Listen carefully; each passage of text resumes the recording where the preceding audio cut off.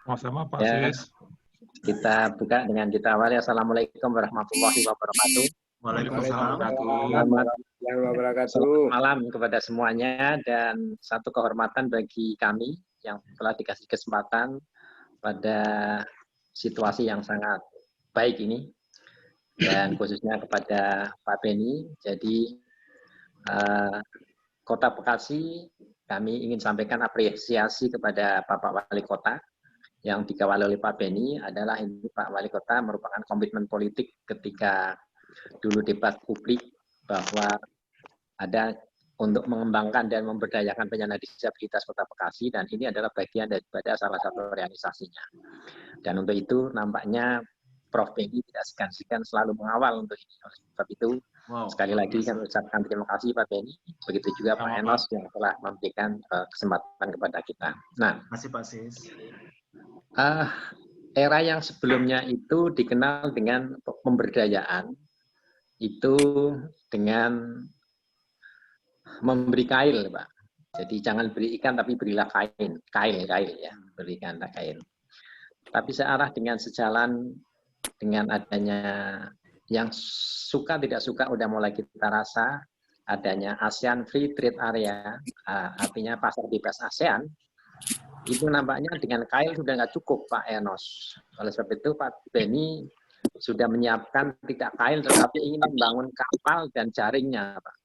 Jadi membangun kapal dan jaring untuk pemberdayaan penyandang disabilitas di Kota Bekasi. Oleh sebab itu menjadi 3 isu penting ini yang judul pada malam ini adalah disabilitas, UMKM, dan corporate social responsibility. Ini 3 hal yang hemat kami jika kita sinergikan melalui ahli-ahli, tangan-tangan yang dingin, insya Allah akan menimbulkan satu sinergi yang bisa mengembangkan potensi penyandang disabilitas yang ada di Kota Bekasi khususnya, dan mudah-mudahan bisa menginspirasi kepada Indonesia. Nah, kembali kaitannya dengan disabilitas, makanya kami cukup menyambut itu bahwa pada Undang-Undang Nomor 4 Tahun 1997 yang sekarang udah diamandemen atau dirubah dengan Undang-Undang Nomor 8 Tahun 2018, itu sudah ada perubahan arah kebijakan. Kalau sebelumnya arah kebijakan penyandang disabilitas atau dulu istilah penyandang cacat itu diarahkan untuk menjadi karyawan atau buruh, dan ternyata hasilnya tidak optimal, maka ada perubahan kebijakan untuk diarahkan kepada usaha mikro, kecil, dan menengah. Dan ini nampaknya menjadi harapan kita bersama dan khususnya kepada para penyandang disabilitas. Karena jika dipaksakan dalam tanda kutip untuk menjadi tenaga buruh, itu lingkungan kerja nampaknya belum begitu online atau belum begitu kondusif dengan adanya aksesibilitas dan sebagainya. Tapi dengan adanya kewirausahaan diharapkan melalui CSR ini seperti yang malam ini kita bahas, mudah-mudahan ada suatu sinergi yang cukup positif sehingga UMKM bisa berkembang, disabilitas juga berkembang. Dan tadi Pak Enos telah memberikan satu pengantar bahwa salah satu modal dasar seorang wirausaha atau UMKM adalah keberanian mengambil risiko. Oleh penyandang disabilitas, risiko itu bukan hal berani mengambil risiko, tapi sudah dihadapi setiap hari. Jadi oleh sebab itu, jika dikemas dengan sentuhan-sentuhan pengetahuan, keterampilan, dan kesempatan, kami menduga modal dasar dari penyandang disabilitas itu akan bisa bersaing kepada yang non-disabilitas. Di sisi lain, nampaknya penyandang disabilitas itu memiliki ketekunan tersendiri karena tidak memiliki alternatif lain apabila sudah memasuki salah satu bidang usaha. Oleh sebab itu, kepada teman-teman, kepada penyandang disabilitas yang ingin akan berusaha, saya ingin berpesan untuk beberapa hal. Yang pertama adalah hendaklah diawali dengan niat yang baik. Yang kedua adalah semangat yang selalu terpelihara. Yang ketiga adalah selalu berpikir positif dan kreatif. Yang keempat, mau belajar, dan belajar. Yang kelima adalah berani mengambil risiko yang diperhitungkan. Yang keenam adalah siap berhasil dan harus siap gagal. Dan yang ketujuh, usahakan selalu menepati janji sebagai satu komitmen. Dan yang kedelapan, harus senantiasa mengembangkan sabar. Jadi itulah beberapa catatan yang ingin kami sampaikan pada kesempatan ini. Dan tentu para ahli diharapkan para pelaku UMKM, khususnya disabilitas Kota Bekasi, paling tidak harus mengetahui secara umum, baik itu manajemen pemasaran, manajemen produksi, personalia, keuangan, maupun yang tidak kalah dalam manajemen komunikasi, yang didukung dengan era digital. Tadi Pak Ernest juga sudah menyampaikan bahwa di Kota Bekasi sudah ada startup, oleh sebab itu dengan dorongan startup inilah optimisme baru muncul di antara penyandang disabilitas. Dan yang tidak kalah pentingnya, saya ucapkan terima kasih yang selalu tekun Pak Benny membina beberapa aktivitas penyandang disabilitas yang ada di Kota Bekasi. Dan mudah-mudahan kesempatan ini yang tadi diharapkan oleh Pak Enos berkembang, dan kalau perlu dijadikan satu pilot project percontohan bagaimana pengembangan UMKM disabilitas di Kota Bekasi. Demikian Pak Enos, nampaknya saya ingin banyak sekali berbicara, tapi karena ini waktunya dan berbagi-bagi kepada yang lain, maka kami akhiri dulu dan kami kembalikan ke Pak Enos. Terima kasih Pak Enos. Terima kasih Pak Sis buat sharingnya. Nah, kita akan mulai. Nanti akan diawali oleh Ibu Paini dulu, sekitar 20 menit akan memberikan paparannya. Selanjutnya diikuti oleh Ibu Saidah dan terakhir oleh Kenapa? Sadia, bukan Saidah. Oh iya, Sadia. Ya Bu, terima kasih berkoreksinya. Terus diikuti oleh Pak Jaka. Selanjutnya seperti biasa saya sampaikan, karena kita tidak pernah lebih daripada 2 jam. Jadi bagi teman-teman yang mau bertanya, maka bisa langsung bertanya melalui chat, atau nanti ketika tanya jawab bisa langsung raise hand, kemudian langsung bisa bertanya. Nah, kenapa kita angkat tema ini, disabilitas, kemudian UMKM dan corporate social responsibility? Tujuannya adalah supaya memang, dan menurut saya mungkin webinar yang mengadakan tema ini baru kita ya, Prof. Ben. Dunia kali Pak. Dunia. Ya, Indonesia jadi, juga. Saya mau bilang gini, go disabilitas gitu ya. Rupanya Bekasi sudah mulai dengan penanganan yang lebih terstruktur. Kalau saya bilang mungkin terstruktur dan masif kali ya Pak. Oke, sekarang saya berikan kesempatan kepada Ibu Paini. Silakan Ibu Paini. Di unmute dulu Ibu. Bismillahirrahmanirrahim. Assalamualaikum warahmatullahi wabarakatuh. Waalaikumsalam. Terima kasih kepada Bapak Enos, Bapak Benny, dan juga Bapak kami, Bapak Siswadi, yang alhamdulillah malam ini. Ibu, sebentar Ibu, saya sapa dulu. Mohon teman-teman yang belum mute, di-mute dulu supaya tidak mengganggu paparan dari para narasumber. Silakan Ibu Paini, silakan. Baik. Bismillahirrahmanirrahim. Assalamualaikum warahmatullahi wabarakatuh. Waalaikumsalam warahmatullahi wabarakatuh. Subhanallah, walhamdulillah, wa la ilaha illallah, wa allahu akbar, la haula wa la quwata illa billah. Terima kasih saya haturkan kepada Bapak Enos, Bapak Benny, dan juga Bapak saya, guru kami dan juga orang tua kami, Bapak Siswadi yang saat ini bisa berkenan untuk mengundang kami, suatu kehormatan sekali. Kami bukan sebagai narasumber, mungkin hanya sekedar menceritakan pengalaman pribadi, begitu Bapak. Dan juga terima kasih kepada teman-teman kami di daerah yang sudah berkenan untuk gabung bareng-bareng di malam ini. Semoga ini suatu acuan untuk bisa bagaimana membuktikan bahwa disabilitas sebenarnya juga mampu. Di sini saya akan sedikit menyampaikan bagaimana menjadi seorang disabilitas di masyarakat umum. Jadi emang perjuangan seorang disabilitas itu emang harus berani, seperti yang Pak Sis sampaikan, dengan diluruskan niat. Karena dengan niat yang baik, insya Allah Allah akan memudahkan. Walaupun banyak sekali kerikil-kerikil tajam yang harus kita injak, dan juga banyak-banyak permasalahan dalam perjalanan, namun insya Allah kalau diniatin dengan baik, insya Allah bisa.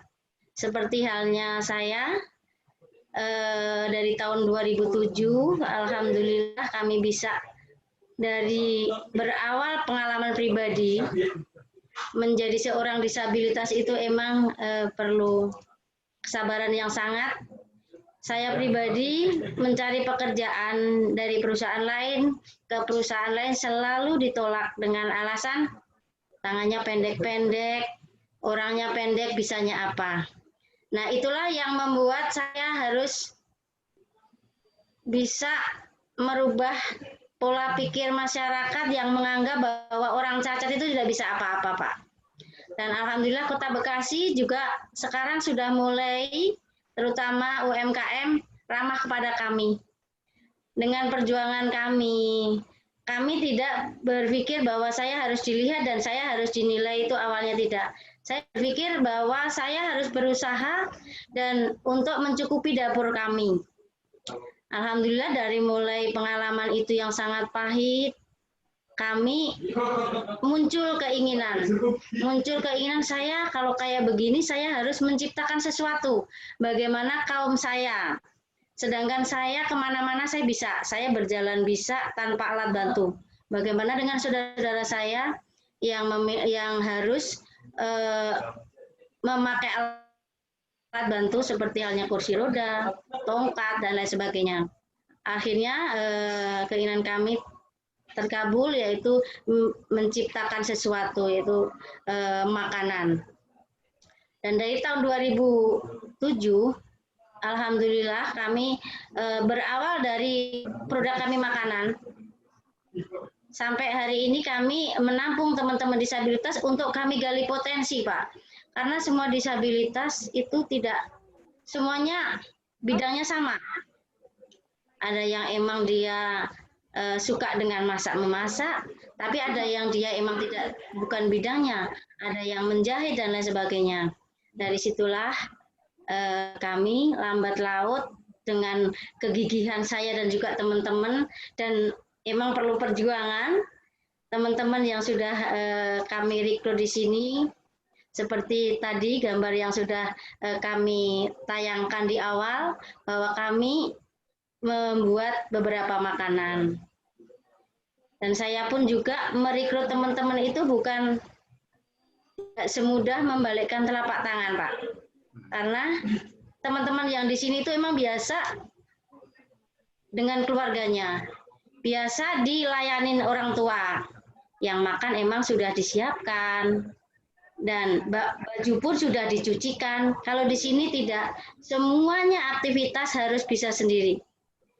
Jadi kenapa saya mendidik teman-teman di sini agar bisa melakukan sesuatu sendiri? Karena apabila dia sudah keluar dari rumah saya, rumah kami di sini, dia harus sudah siap hidup di masyarakat. Dan karena di sini ada juga laki-laki dan perempuan, qadar Allah, teman-teman perempuan di sini 80% yaitu seorang single parent, seorang perempuan yang ditinggal suaminya dengan berbagai alasan. Salah satu alasan yang utama adalah karena ekonomi. Jadi bagaimana seorang perempuan agar perempuan itu bisa tidak diremehkan laki-laki, mohon maaf teman-teman, tidak bisa diremehkan laki-laki, maka kita harus potensi. Kita harus buktikan walaupun saya cacat, saya bisa makan sendiri. Maaf, bukan karena sombong, karena emang itu kenyataan. Jadi dari ujian demi ujian, aduhan, curhatan teman-teman itu yang menjadi bahan kami, saya harus bagaimana gitu. Ya, disitulah alhamdulillah sampai hari ini saya sudah bisa memproduksi makanan hampir sekitar 11 item, dan itu produk kami dan teman-teman disabilitas. makanan. Dan juga ada juga yang menjahit, Pak. Oke. Ada juga yang kelontongan. Ada juga yang jualan kopi keliling, Pak. Dan di pandemi ini kami juga kemarin mendapatkan orderan yang lumayan itu membuat masker. Karena emang saya tipe orang yang suka mencari-cari, Pak. Mencari peluang. Dan itu salah satunya. Dan saya sampaikan kepada Bapak Beni bahwa alhamdulillah dari tanggal 2 kemarin produk kami sambal pecel dan onde-onde bisa ekspor ke Hong Kong, Bapak. Wow. Alhamdulillah. Tangan dulu, tepuk tangan dulu. Mohon supportnya Pak Sis, terima kasih yang selama ini tidak bosan-bosannya menyupport kami, Pak Sis. Sesepuh ya Bu ya? Iya, Sesepuh beliau ya? Bapak saya, Pak. Sesepuh kami juga. Luar biasa, luar biasa. Lanjut Ibu. Alhamdulillah. Jadi ini suatu kebahagiaan tersendiri buat saya bahwa ini bukti nyata bahwa saya cacat tapi saya mampu. Anak kami pun juga begitu. Jadi setelah ini saya berharap ada anak-anak binaan kami di sini tuh setelah keluar dari sini bisa menciptakan di daerah masing-masing. Agar pola pikir masyarakat yang melihat orang cacat itu tidak mampu apa-apa itu akan hilang dengan sendirinya. Dan itu pun juga tidak perlu, tidak mudah seperti apa yang kita sampaikan dan apa kita bayangkan. Karena di dalam masyarakat terdekat saya pribadi, itu untuk mengadvokasi masyarakat bahwa saya bisa loh sebenarnya, itu juga tidak mudah gitu Pak. Ya. Jadi yang terpenting buat saya adalah bukti nyata, action saya dulu. Terserah mau kamu nilai atau tidak, yang penting saya action dan alhamdulillah sampai hari ini juga makanan kami tidak berbeda sama layaklah untuk dijual dari menengah ke bawah dan juga menengah ke atas gitu. Bahkan sampai ke luar pun alhamdulillah bisa masuk. Dan saya sampaikan juga bahwa alhamdulillah kami tahun 2012 mendapat apresiasi dengan Bapak SBY, Bapak Presiden, mendapatkan penghargaan kategori sosial lewat Bu Menteri Pemberdayaan Perempuan. Kebetulan tahun 2012 Bu Menteri Pemberdayaan Perempuan berkenan untuk datang ke istana kami.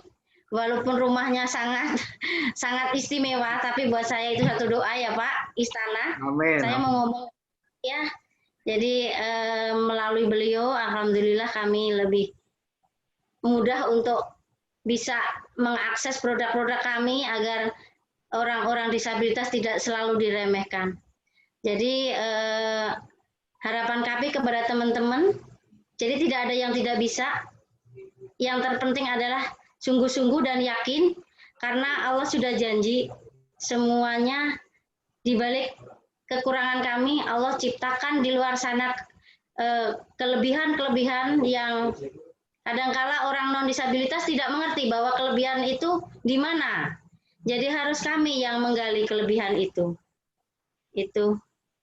Dan saat ini pun kami juga di pandemi corona ini, emang kami banyak di dalam, Pak. Dan saya jadi bukan seorang yang pintar untuk tahu dengan online. Saya hari ini tuh sangat kesulitan masalah pemasaran.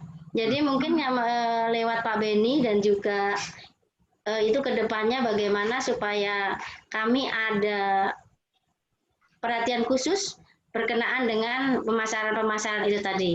Dan UMKM Kota Bekasi juga alhamdulillah dari UMKM Kota Bekasi kami mendapatkan beberapa legalitas yang sampai hari ini semua legalitas kami sudah cukup karena bantuan pemerintah Kota Bekasi.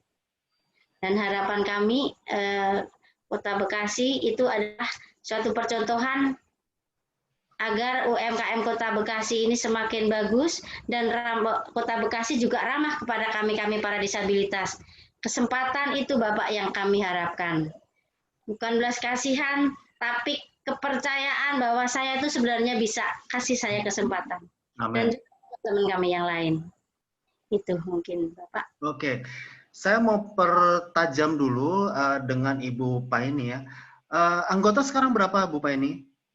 Yang di dalam rumah sekarang 21 Pak. 21. Produk yang dihasilkan apa aja Bu? Ada kue kering Pak, makanan ada stik bawang, stik keju, onde-onde ketawa, emping jagung, singkong Onde-onde ketawa ya? gadung. Iya. Jadi onde-onde ketawa itu makanan jadul Pak. Ya. Makanan jadul khas orang Solo karena saya orang Solo. Kenapa saya pertama kali menciptakan makanan itu? Saya berpikir begini, saya orangnya unik. Yang memproduksi unik dan saya ingin menciptakan sesuatu yang unik, Pak. Yang orang-orang pada tidak punya, tapi saya pengen menciptakan yang emang kanan kiri tidak punya gitu. Jadi emang produk kami berbau kampung, Pak. Makanya kami sebut kayak pecel kami saya sebut pecel pincuk Yuni asli desa rasa kutho, Pak. Mungkin waktu itu namanya sudah kayak judul buku itu, Bu. Jadi kami ingin menciptakan bagaimana keunikan kami itu ada sesuatu yang membuat orang itu terengah gitu. Bahwa kami unik, tapi kami juga bisa gitu. Ya. Oke, untuk Ibu Paini, tadi yang Ibu sampaikan itu adalah satu hal yang benar sekali. Selalu problemnya adalah, atau selalu tantangan salah satunya adalah di masalah pemasaran. Dan itu sebabnya dengan begini, maka semoga dari teman-teman yang lain juga bisa nanti berkomunikasi dengan Ibu Paini dan juga sama-sama membantu teman-teman kita semakin produktif, ya, terutama yang disabilitas supaya semakin produktif. Kalau dari disampaikan Ibu Paini tadi, jelas yang diminta oleh teman-teman kita ini bukan belas kasihan. Yang diminta oleh teman-teman kita ini, kasih kesempatan dong, supaya kita tempurnya bareng gitu ya. Gitu. Nah, saya kurang tahu Ibu Paini anggotanya udah masuk ke Bekasi Mart belum ya Bu? Ya? Bekasimart.id. Itu sudah disiapkan di situ Bu? Iya. Untuk belum Pak. Nah, ini kesempatan nih, Prof. Ben. Ya. Nanti saya sampaikan. Pak Sis sudah menyampaikan juga memberi rekomendasi, tapi belum kami kirim ke situ. Ya, alhamdulillah kami ada beberapa 21 mat Pak, yang ada 7. Ya. Namun karena pandemi ini jadi agak itu apa? Ya. Ya, saya kurang tahu di daerah lain. Di sini sudah hadir Aceh ya. Aceh, kemudian ada juga sebentar saya lihat. Lampung, Karanganyar, Jawa Tengah. Ya, kalau misalnya kemudian Lampung juga sudah hadir ya, Pak Amiro. Kalau saya kurang tahu, bisa mungkin di chatting juga disampaikan bagaimana kondisi atau apa yang dilakukan pemerintah daerah mengenai disabilitas. Kalau Bekasi kan sudah jelas mengadakan transformasi dari membawa mereka menjadi pekerja, mereka menjadi masuk ke dunia UMKM. Nah, saya kurang tahu dengan daerah lain. Kalau misalnya ada yang bisa sharing di chat atau nanti pada saat tanya jawab, silakan. Ini dari Sigi, Sulawesi Tengah. Pak Anas sudah gabung. Terima kasih Pak Anas. Bagaimana dengan disabilitas teman-teman kita di sana untuk pemberdayaan di UMKM-nya? Oke, selanjutnya terima kasih Bu Paini. Kita lanjut lagi ke narasumber kedua. Silakan Ibu Sadia. Waktunya benar ya Bu ya, ininya namanya. Silakan Bu, silakan. Masih di mute Bu, bisa dibuka dulu, di unmute dulu.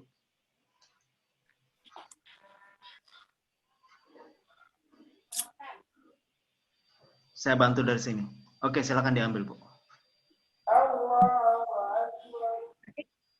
Sudah? Ya, sudah, yes. Silakan. Terima kasih kepada Bapak Enos, kepada Pak Beni. Terima kasih juga kepada Bapak Siswadi. Mohon izin Bapak, orang tua kami, pengasuh kami, penasihat kami. Terima kasih banyak. Jadi terima kasih banyak kami sudah dilibatkan dalam acara ini, Pak Enos.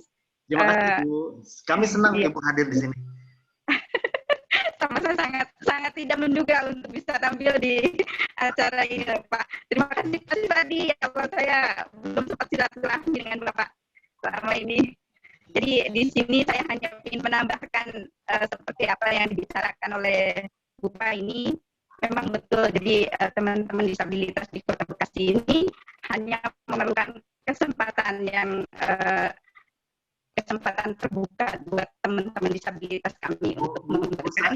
Bu Saida, saya mau nanya, Ibu pakai earphone atau enggak? Tidak. Oh enggak ya, agak ini kurang jelas, tapi nggak apa-apa. Oke, silakan lanjutin, Bu. Oke, lanjut ya Pak ya, bentar. Ya, silakan.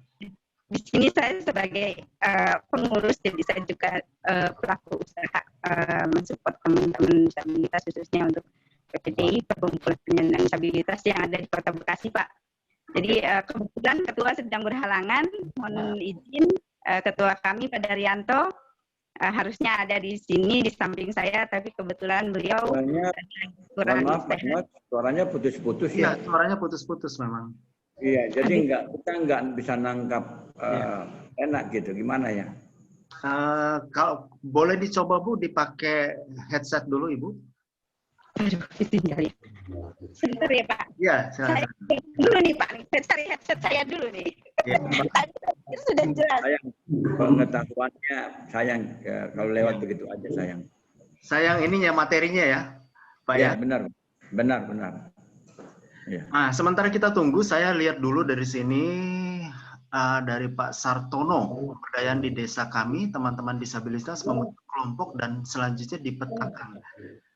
Pak Sartono dipetakan sesuai dengan kemampuan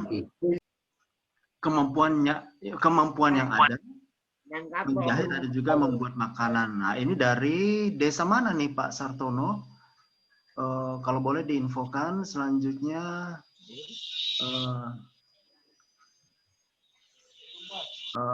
Oke, dari Bu Karmila. Dari Bu Karmila, terima kasih saya sudah bisa ikut webinar ini sebagai bahan pembelajaran karena saya sebagai pendidik.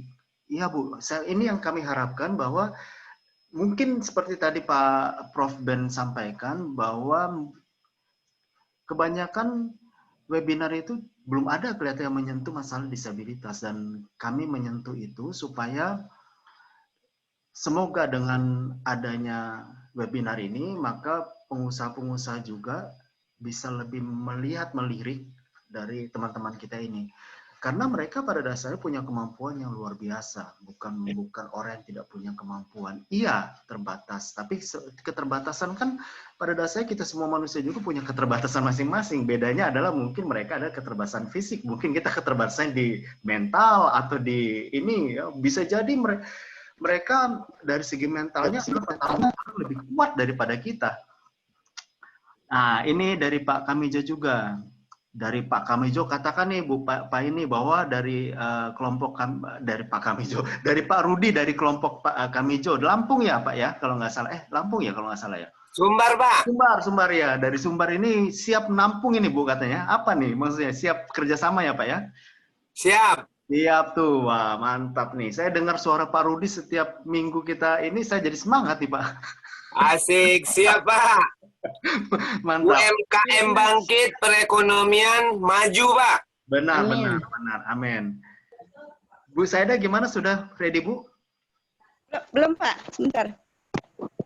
Oke. Nah, kita lihat lagi dari sini ya. Ini, Pak. Sudah Bu? Belum? Belum masuk ke headsetnya? Sudah. Coba dicoba Bu, kalau sudah. Ya, sudah Pak. Sudah. Coba. Bisa dia udah. Coba, Ibu silakan bicara Bu. Mungkin sudah suaranya udah oke kok. Ya. Iya Pak, punten ini. Aduh, ada kredit sedikit. Masih putus-putus Ibu? Putus ya Pak, sebentar Pak. Oke.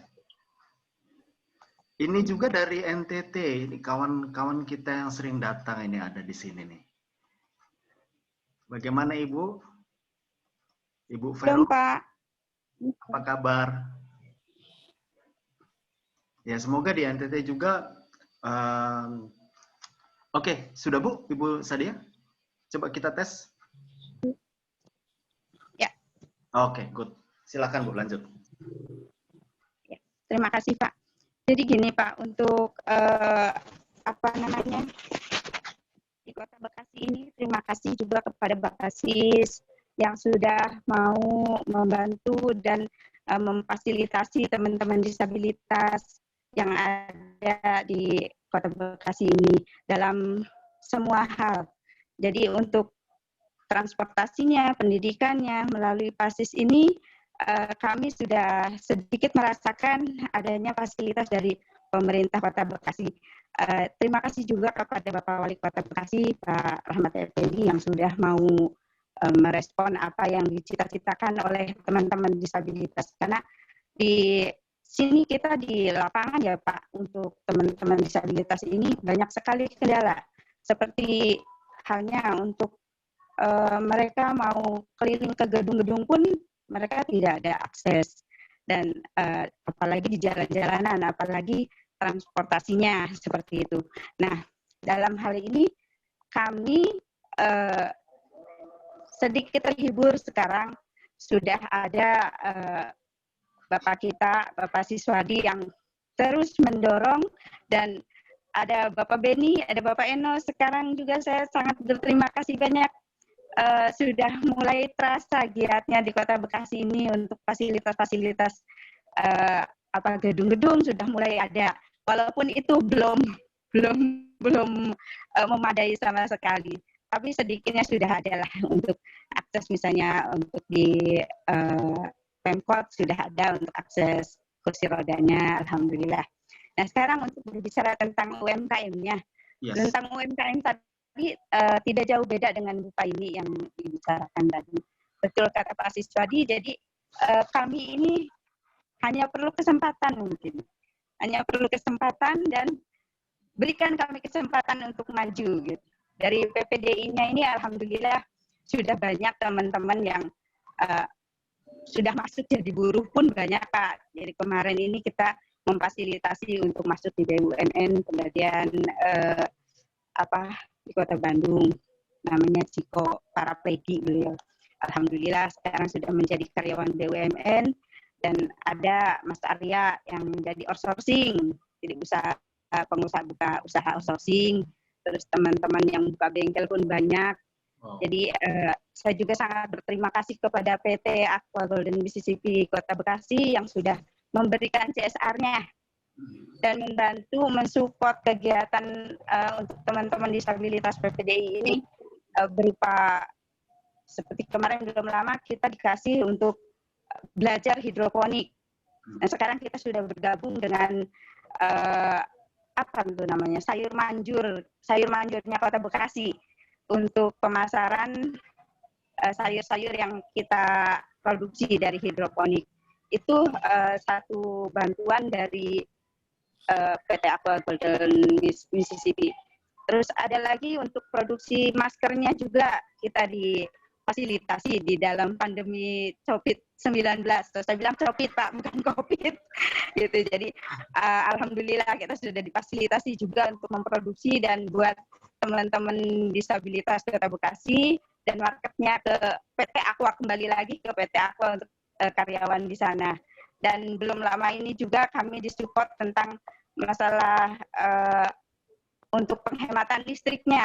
Jadi PT Aqua Golden Mississippi itu lengkap sudah membantu kami, mensupport kami untuk bisa kita setara dengan teman-teman di luar sana. Tentang UMKM-nya itu kita sedang belajar memarket sendiri. Jadi kita banyak support dari Alfamart, dari Indomaret, alhamdulillah gitu. Tinggal kita bagaimana memanage itu. Teman-teman kita banyak yang memproduksi kue-kue juga, yang jualan kopi juga seperti Bu Paini. Jadi tidak beda jauh sebetulnya. Karena di PPD ini bedanya dengan Bu Paini itu tidak berkumpul di satu tempat, di tempat kami gitu. Jadi kita masing-masing di rumahnya masing-masing. Data kami di UMKM ini sudah lumayan banyak yang terdata di kami, sudah kisaran 100-an untuk data-data UMKM itu Pak. Itu aja sih mungkin ya. Jadi terima kasih banyak kepada bapak-bapak sekalian untuk memfasilitasi teman-teman disabilitas. Pasti mohon izin lanjutkan untuk kami semua biar kita bisa setara dengan disabilitas kita biar lebih maju, biar lebih oke di pendidikan, yang di transformasinya Pak, tolong didorong terus Pak Punten. Jadi saya sangat senang sekali, tidak nyangka bisa ngobrol begini, bisa lihat se-Indonesia. Terima kasih banyak Bapak-Bapakku sekalian. Sekian mungkin. Assalamualaikum warahmatullahi wabarakatuh. Waalaikumsalam Ibu. Ya, ini yang dengar dari Aceh, dari Rokan Hulu, macam-macam Ibu, dan semoga istilahnya ini bisa membuat teman-teman lain juga menjadi terpacu untuk kemudian meningkatkan sumber daya terutama di teman-teman kita yang disabilitas. Ini ada dari Ibu Dwi nih, dari Ibu Dwi saya jadi terenyuh nih Bu dengernya. Ini nanti mungkin Prof Ben bisa sharing ini dari Bu Dwi bagaimana, katanya di Kabupaten Indragiri Hili, Riau belum ada UMKM untuk disabilitas. Masih susah mendapatkan kesempatan untuk disabilitas. Pendapatan pekerjaan sebagai pegawai karyawan maupun usaha mandiri. Nah, ini kan pakarnya ada Prof Ben nih. Nanti mungkin bisa sharing-sharing ya Prof. ini pertanyaan khusus nih buat Pak Prof Ben nih. Ya, selanjutnya sebelum kita masuk tadi sudah disinggung-singgung mengenai Aqua Golden Mississippi. Apa sih sebenarnya ini, makanan apa sih yang disinggung-singgung ini gitu ya. Nah, jadi sebelum nanti kita sampaikan, kembali saya mau sampaikan bahwa tujuannya setelah ini mungkin di daerah-daerah juga bisa digalakan yang namanya corporate social responsibility, supaya perusahaan-perusahaan di sana juga itu makin giat untuk membantu UMKM. Nah, selanjutnya saya akan sampaikan kepada teman-temannya apa sebenarnya itu Aqua Golden Mississippi ya. Nah, di sini nanti akan diterangkan oleh Pak Jaka Sunarna. Silakan Pak Jaka, tempat saya persilahkan. Silakan. Apa sebenarnya Aqua Golden Mississippi ini, Pak? Saya sudah tahu, tapi pura-pura aja nggak tahu. Silakan, Pak.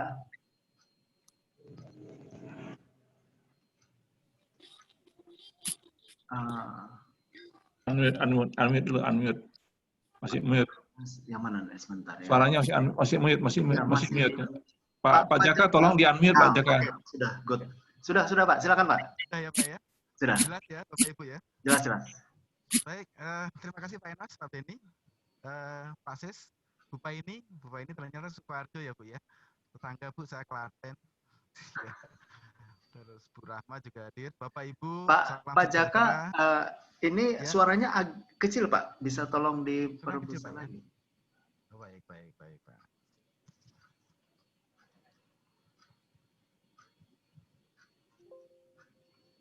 Tes, Bapak Ibu, jelas? Sudah mendingan, oke. Sudah mendingan ya Bapak Ibu ya. Baik, tadi disinggung PT Aqua Golden Mississippi. Kebetulan, iya, kami kalau lebih gampangnya Aqua Pak. Kami Aqua, kebetulan di Indonesia itu grup Pak. Yes. Nah kebetulan kalau di Bekasi itu adalah pabrik pertamanya Aqua. Kami berdiri tahun 73 berdiri. Sebagai komitmen kami kepada bangsa dan negara ini, kita coba memfasilitasi hidrasi sehat untuk masyarakat Indonesia, mengalirkan air yang sehat untuk membantu pemenuhan kesehatan masyarakat Indonesia mulai dari tahun 73. Selebihnya itu baru sekarang ke seluruh Indonesia, alhamdulillah ada sekitar 20 pabrik lah, insya Allah 21 pabrik di seluruh Indonesia yang bergerak yang sama dalam upaya mengalirkan hidrasi sehat untuk masyarakat Indonesia. Itu awalnya, sebelumnya mungkin perkenalkan saya Jaka, tadi sudah disebutkan Jaka Sunarna, kalau aslinya sih Jawa Pak, saya Klaten, cuman panggilannya Jaka kalau di Bekasi. Saya kebetulan posisinya sekarang stakeholder relation sama CSR, koordinatornya di pabrik Bekasi. Terkait stakeholder relation, ya kerjanya seperti ini, kita ngobrol-ngobrol, saling berbagi Pak. Itu awal dari saya kenal dengan Bu Rahma, PPDI, awalnya dari ngobrol. Bu Pai ini mungkin beberapa kesempatan pernah ketemu, Bu, di beberapa event gitu, tapi mungkin belum bisa ngobrol secara intens. Awalnya dari situ kita ngobrol dengan Bu Rahma, tukar pendapat, diskusi. Sama Pak Enos, Pak Sis tadi juga menyampaikan, pertama yang saya tangkap adalah semangat, Pak. Tuh, semangat sekali. Jadi pada waktu saya ngobrol pertama kali dengan rekan-rekan di PPDI, yang saya tangkap adalah mereka tidak ingin dikasihani. Mereka pengennya berkontribusi yang sama. Nah, itulah semangat itulah yang coba kami tangkap, Pak, awalnya. Itu awal mula kami mulai masuk dan ya sedikit memikirkan bagaimana solusi yang sesuai dengan rekan-rekan khususnya pada waktu itu di PPDI. Awalnya memang bertahap, Pak. Saya ada materi, Pak Enos, mungkin Silakan. saya sharing ya, Pak ya. Ya, Sedikit materi ya, Pak. tolong Ya, Pak. tim saya bagus, silakan di-share. Oke. Ya, dia lagi persiapan. Oke. Lagi persiapan, Pak ya.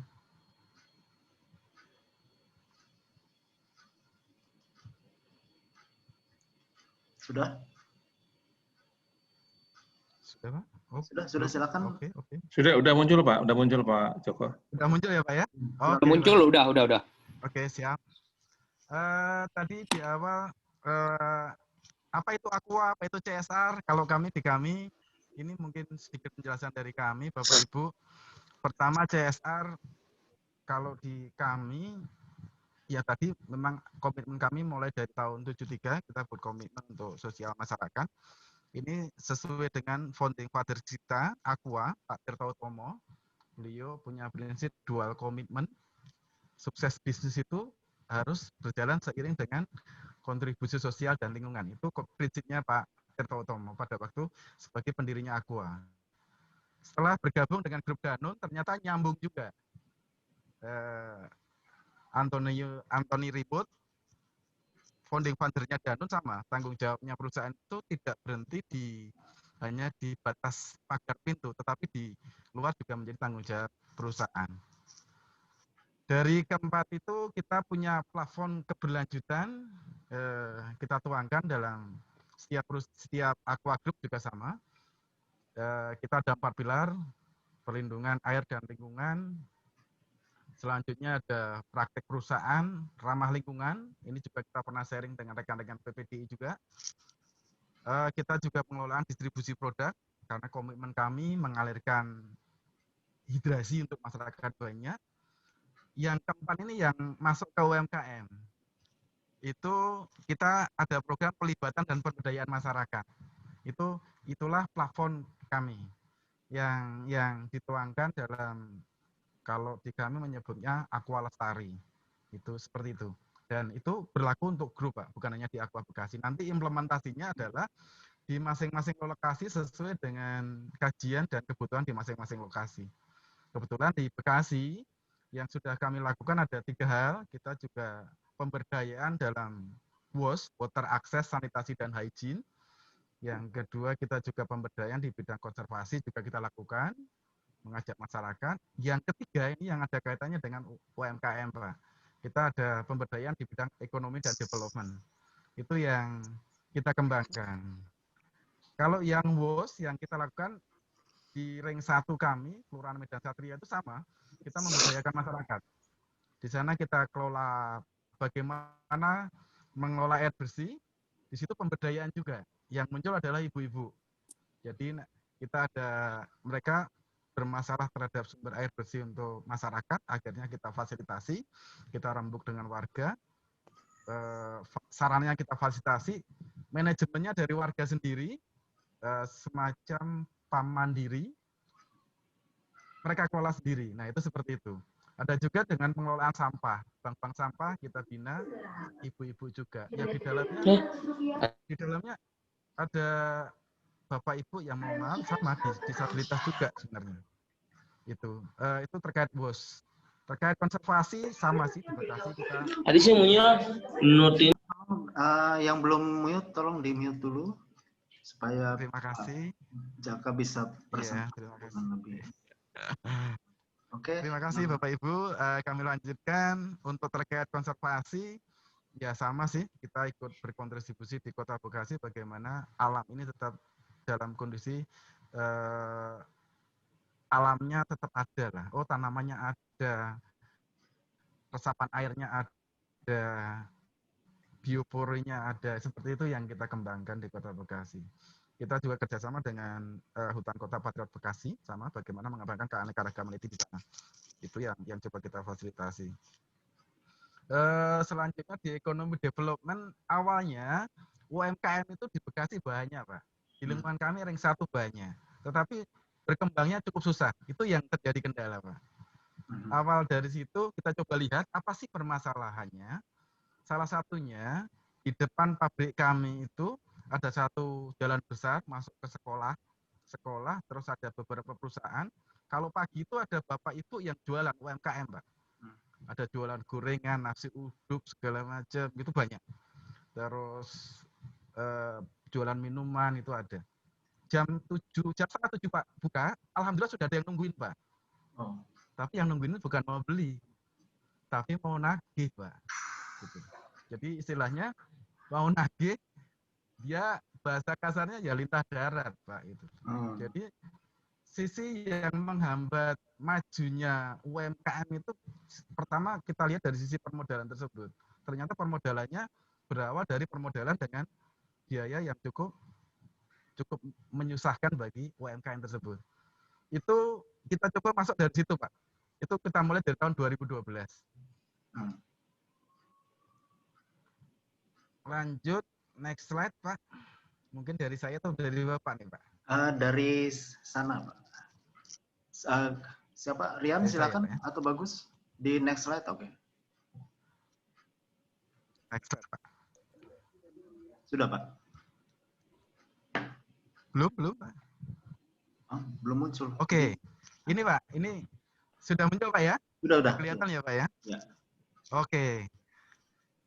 Ini setelah kita lakukan kajian di lapangan, akhirnya sepakat, Pak. Ya. Kita rembuk warga, kita membawa beberapa ahli juga. Di Kelurahan Medan kita bentuk sumber keuangan mikro, Pak. Tujuannya adalah yang tadinya UMKM itu sumber keuangannya dari, mohon maaf saya sampaikan apa adanya, lintah darat dengan bunga tinggi, keuntungannya dimakan mereka, sedangkan UMKM hanya kebagian tenaganya saja. Ini kita coba fasilitasi, kita dengan kita bentuk lembaga keuangan mikro, anggotanya juga UMKM sendiri, dengan bunga yang sesuai dengan kesepakatan mereka untuk permodalan. Dan bentuknya koperasi, Pak. Itu yang coba kita fasilitasi tahun 2012. Alhamdulillah koperasi ini sampai sekarang masih berjalan, Pak. Jadi di dalam keanggotaan koperasi itu kurang lebih ada sekitar 125 anggota. Tahun 2012 kita inisiasi, 2013 mulai efektif. Kurang lebih sekarang kalau laporan terakhir saya terima dari pengurus itu, saya hanya menerima laporan aja. Saya sudah tinggal mengawasi aja karena mereka sudah mandiri. Kurang lebih asetnya sudah 300 jutaan. Alhamdulillah mereka kembangkan. Luar biasa ya. Anggota ini adalah untuk UMKM, Pak. Jadi kalau mau jual nasi uduk ya pinjamnya di koperasi. Masuk anggota dulu. Ada beberapa mau menjahit, ada juga yang menjahit. Ada yang buat bros, ada yang buat boneka, ada yang buat keripik singkong ada, kerupuk jengkol Bekasi. Itu ada juga menjadi anggota koperasi. Di koperasi juga akan menampung keuntungan untuk disimpan juga. Jadi muter di situ, Pak. Itu kita kuatkan di situ dulu. Anggota UMKM yang meminjam di koperasi nanti oleh pengurus itu akan ada semacam survei. Anda mau usaha apa? Ini ada pembinaannya. Nah, seperti itu yang dilakukan di koperasi, Pak. Ya, alhamdulillah sampai sekarang masih berjalan. Ini terkait dengan UMKM yang kita kembangkan di sekitar lokasi pabrik kami. Ya memang kebetulan koperasi ini masih mencakup ring Kelurahan Medan Satria. Tapi berharap ke depan karena koperasi ini sudah berbadan hukum, sudah kita fasilitasi juga dengan sistem Sisikop, transaksinya sudah digital juga. Ini ke depan bisa berkembang luas skupnya wilayah kecamatan atau yang selebihnya. Itu awal dari kita mau support ke teman-teman UMKM semua, Pak. Karena kendala di permodalan tadi. Terkait dengan pembinaan memang benar sekali, Pak. Pembinaan tadi di Pak Sis juga menyampaikan UMKM ini perlu kita bina bagaimana manajemennya, bagaimana pengelolaan packagingnya supaya menarik minat konsumen. Nah, itu ada beberapa UMKM juga kita bina juga terkait hal tersebut. Memang ini perlu kerjasama semua pihak, Pak. Karena ujung-ujungnya adalah bagaimana pemasarannya. Ini yang paling penting. Ini karena kalau sudah dibina dengan baik segala macam, pemasarannya mentok, ya akhirnya UMKM ini akan tumbang satu persatu. Tapi kalau nanti linknya itu dapat, semua pihak, saya rasa semua bisa berkembang. Ya beberapa UMKM kita fasilitasi, kami Aqua punya koperasi ya mangga, silahkan masuk. Bupa ini kalau mau masuk koperasi Aqua silahkan, produknya kami terbuka juga, walaupun koperasinya nggak gede, tapi kami terbuka juga, nanti produk-produk UMKM Bekasi kalau mau masuk silahkan juga.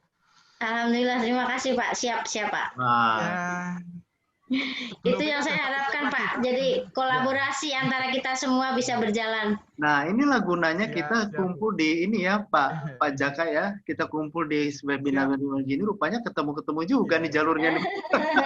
Saya mau jadi supplier dari Aqua, boleh nggak ya? Tuh, Pak Jaka mau jadi supplier katanya Pak Yohanes Nur, kan sampaikan tuh. Saya mau jadi supplier Aqua, boleh nggak? Saya punya gudang, tinggal saya punya unit mobil untuk ngantar. Saya di Jati Sampurna. Ya, Bekasi ya? Oke, nanti kita sampaikan ke pengurus ya, Pak. Kita fasilitasi. Ya, nanti lewat pengurus. Pak Yones, nanti Pak Yones, kita itu dengar dulu sementara. Siap. Silakan Pak Jaka. Next slide, Pak. Iya, ada satu slide lagi, Pak. Mungkin silakan. Next. Sudah, Pak. Ada satu slide lagi, next slide, Pak. Belum. Ini sudah muncul di saya, Pak. Yang CSR disabilitas. Siap. Ya. Oke. Ini tadi sudah disampaikan oleh Bu Rahma sebenarnya. Memang awalnya kami diskusi, Pak, dengan Bu Rahma. Yang saya tangkap adalah semangat, Pak, memang. Teman-teman pada waktu itu bukan hanya Bu Rahma, teman-teman disabilitas semua ngumpul. Mereka sampaikan sendiri ke saya langsung.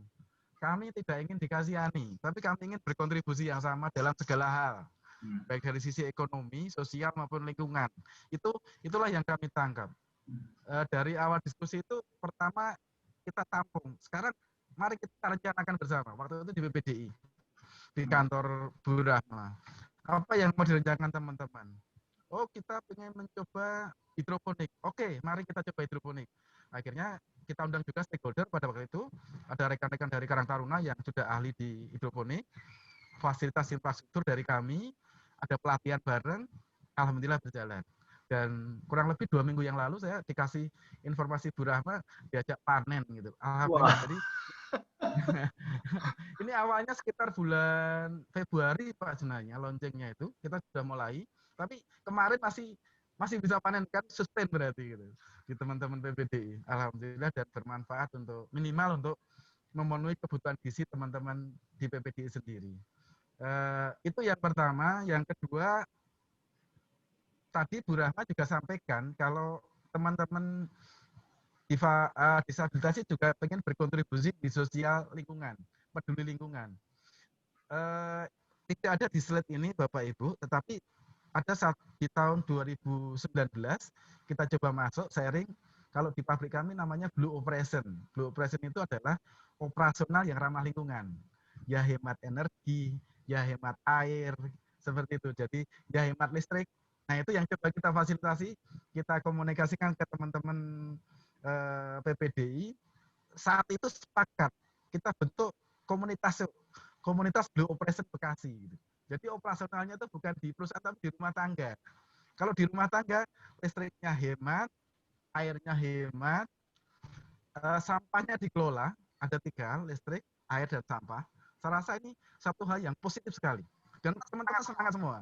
Luar biasa itu. Bahkan pada waktu itu dapat memfasilitasi kelurahan di sebelahnya, kelurahan Kota Baru. Diajak bareng-bareng yang ngajak teman-teman PDI. Itu hal yang sangat saya acungi jempol, saya apresiasi banget. Terakhir di saat pandemi kemarin, Pak Enas tadi Bu Rahma sampaikan memang kita coba diskusi dengan Bu Rahma juga, kalau terkait dengan donasi ya memang pastilah kami juga menyampaikan walaupun jumlahnya tidak bisa mencukupi kebutuhan sembako dan yang lain-lain, tapi seperti disampaikan Pak Sis tadi, kayaknya dikasih enggak gitu. Kayaknya dikasih enggak gitu. Nah, saat itu saya lihat di kantor PPD itu ada bapak-bapak udah sepuh, dia menjahit, biasanya obras lah. Obras dalam terima gitu. Itu terus saya sampaikan, Bu, seandainya kita bareng-bareng aja. Maskernya untuk teman-teman PPD itu kita buat sendiri aja, minimal untuk memenuhi. Itu di awal-awal pandemi, Pak. Gitu. Jadi minimal untuk memenuhi teman-teman PPD sendiri. Kalau nanti sisa lebih, produksinya lebih, nanti silahkan mau didonasikan mangga, mau diperjualbelikan mangga. Itu saya pancing seperti itu. Sepakat sekali, akhirnya digerakkan oleh Bu Rahmas, teman-teman PPD juga semangat.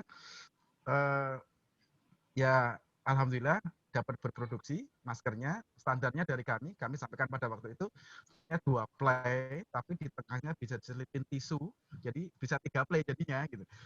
Kalau kesehatan kan 3 play, tapi dari teman-teman PPD ini standarnya 2 play, tapi tengahnya selipin tisu bisa. Jadi tetap memenuhi standar kesehatan. Alhamdulillah dapat memenuhi kebutuhan teman-teman PPDI sendiri. Terus sempat saya dengar cerita dari Bu Rahma, donasi juga ke panti asuhan, pernah juga. Terus saya juga pernah membawa ke pabrik, saya sampaikan ke teman-teman, alhamdulillah langsung malah dilelang sama teman-teman, hasil lelangnya saya kembalikan jadi modalnya buat masker lagi. Itu linknya cukup menarik banget gitu loh Pak. Itu yang coba kita fasilitasi kemarin pada awal pandemi dan sampai sekarang masih berjalan, alhamdulillah.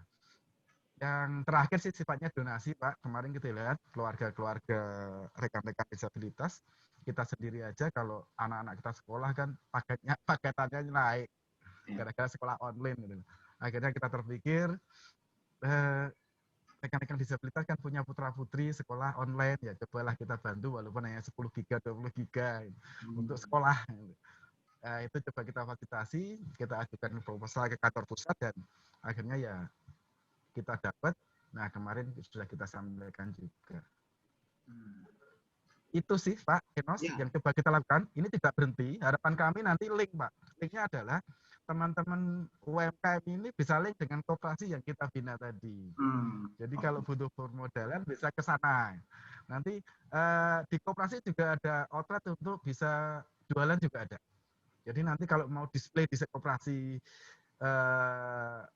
Koperasi Mesra, Koper Mesra tadi, Koperasi Perempuan Medan Satria tadi juga bisa juga. Nanti coba kita fasilitasi jadi link antara UMKM yang sudah terbentuk sebelumnya dengan teman-teman UMKM dari disabilitas.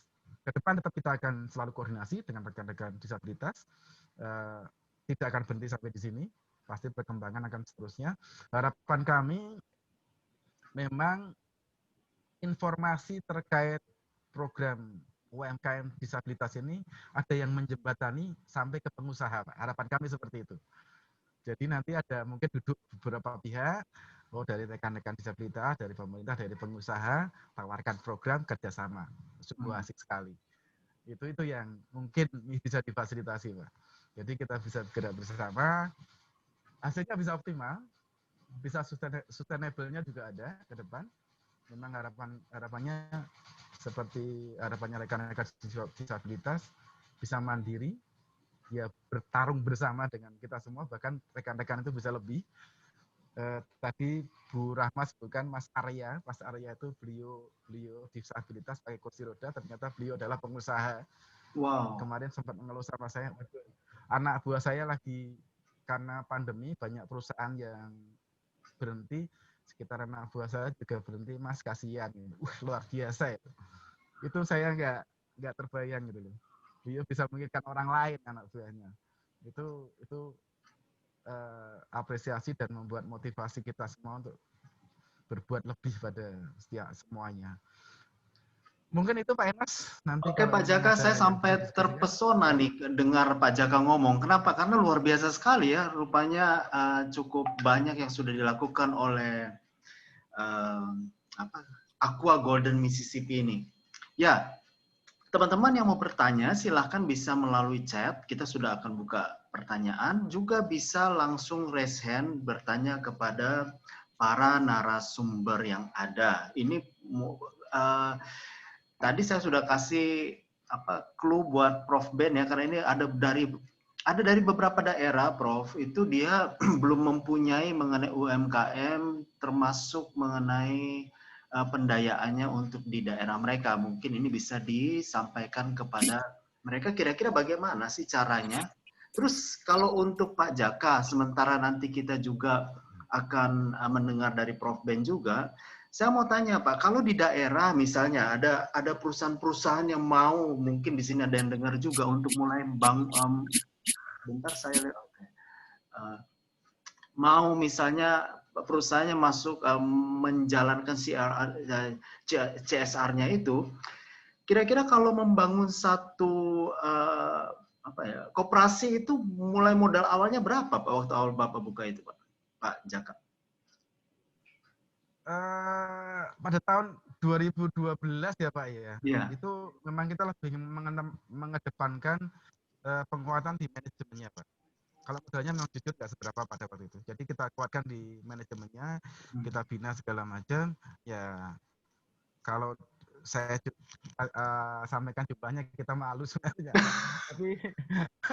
tapi yang kita kuatkan adalah manajerial dari koperasi tersebut.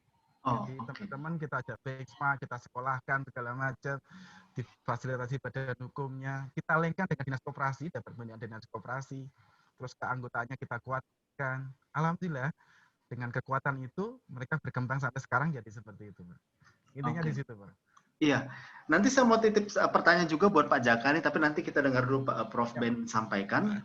Yang saya mau tanya nanti ke Pak Jaka itu begini Pak, bagaimana mengenai pemasaran mereka ya? Karena satu pihak kan mereka ini adalah produksi, dan selanjutnya bagaimana dengan pemasaran? Yang kedua, bagaimana dengan pengembalian modal mereka? Apakah mengalami kesulitan atau sistemnya bagaimana? Nah, saya mau dengar nanti sharing dari Pak Jaka, tapi saya balikin dulu nih ke Prof Ben. Prof Ben, silakan waktunya. Mana nih Prof Ben-nya?